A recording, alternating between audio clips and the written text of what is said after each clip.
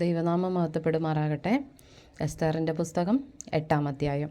അന്ന് അഹശ്വേരോശ് രാജാവ് യഹൂദന്മാരുടെ രാജാവായ ഹാമാൻ്റെ വീട് എസ്തേർ രാജ്ഞിക്ക് കൊടുത്തു.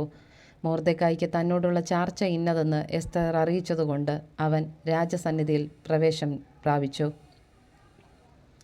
രാജാവ് ഹാമാൻ്റെ പക്കൽ നിന്നെടുത്ത തൻ്റെ മോതിരം ഊരി മൊർദെഖായിക്ക് കൊടുത്തു. എസ്തേർ മൊർദെഖായിയെ ഹാമാൻ്റെ വീട്ടിന് മേൽവിചാരകനാക്കി വെച്ചു. എസ്തേർ പിന്നെയും രാജാവിനോട് സംസാരിച്ചു. അവൻ്റെ കാൽക്കൽ വീണ് ആഗാഗനായ ഹാമാൻ്റെ ദുഷ്ടതയും അവൻ യഹൂദന്മാർക്ക് വിരോധമായി നിരൂപിച്ച ഉപായവും നിഷ്ഫലമാക്കണമെന്ന് കരഞ്ഞപേക്ഷിച്ചു. രാജാവ് പൊൻചെങ്കോൽ എസ്തേറിൻ്റെ നേരെ നീട്ടി. എസ്തേർ എഴുന്നേറ്റ് രാജസന്നിധിയിൽ നിന്ന് പറഞ്ഞത്: രാജാവിന് തിരുവുള്ളമുണ്ടായി തിരുമുമ്പാകെ എനിക്ക് കൃപ ലഭിച്ചു. രാജാവിന് കാര്യം ന്യായമെന്ന് ബോധിച്ചു.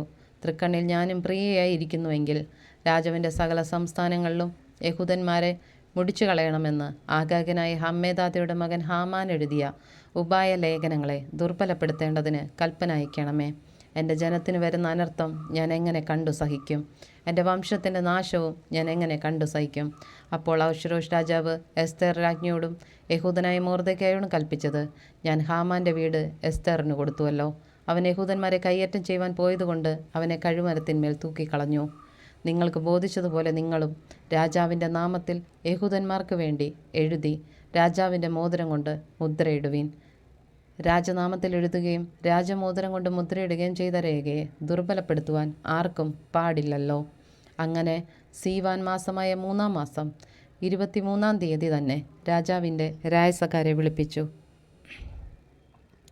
മൊർദെഖായി കൽപ്പിച്ചതുപോലെയൊക്കെയും അവർ യഹൂദന്മാർക്ക് ഹിന്ദുദേശം മുതൽ കൂഷ് വരെയുള്ള 127 സംസ്ഥാനങ്ങളിലെ രാജപ്രതിനിധികൾക്കും ദേശാധിപതിമാർക്കും സംസ്ഥാന പ്രഭുക്കന്മാർക്കും അതത് സംസ്ഥാനത്തിലേക്ക് അവിടുത്തെ അക്ഷരത്തിലും അതത് ജാതിക്ക് അതത് ഭാഷയിലും യഹൂദന്മാർക്ക് അവരുടെ അക്ഷരത്തിലും ഭാഷയിലും എഴുതി.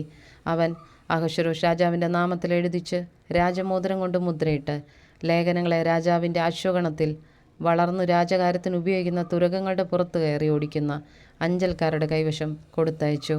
അവയിൽ രാജാവ് അഹശ്വേരോശ് രാജാവിൻ്റെ സകല സംസ്ഥാനങ്ങളും ആധാർ മാസമായ 12-ാം മാസം 13-ാം തീയതി തന്നെ അതത് പട്ടണത്തിലെ യഹൂദന്മാർ ഒന്നിച്ചുകൂടി തങ്ങളുടെ ജീവരക്ഷയ്ക്ക് വേണ്ടി പൊരുതു നിൽപ്പാനും തങ്ങളെ ഉപദ്രവിപ്പാൻ വരുന്ന ജാതിയുടെയും സംസ്ഥാനത്തിൻ്റെയും സകല സൈന്യത്തെയും കുഞ്ഞുങ്ങളെയും സ്ത്രീകളെയും നശിപ്പിച്ച് കൊന്നുമുടിപ്പാനും അവരുടെ സമ്പത്ത് കൊള്ളയിടുവാനും യഹൂദന്മാർക്ക് അധികാരം കൊടുത്തു.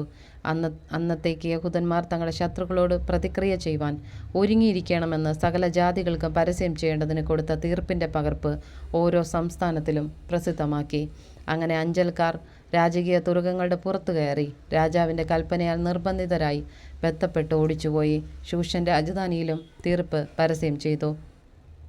എന്നാൽ മൊർദെഖായി നീലവും ശുഭ്രവുമായ രാജവസ്ത്രവും വലിയ പൊൻകിരീടവും ചണനൂൽ കൊണ്ടുള്ള രക്താംബരവും ധരിച്ച് രാജസന്നിധിയിൽ നിന്ന് പുറപ്പെട്ടു. ശൂഷൻ പട്ടണം ആർത്ത് സന്തോഷിച്ചു. യഹൂദന്മാർക്ക് പ്രകാശവും സന്തോഷവും ആനന്ദവും ബഹുമാനവും ഉണ്ടായി.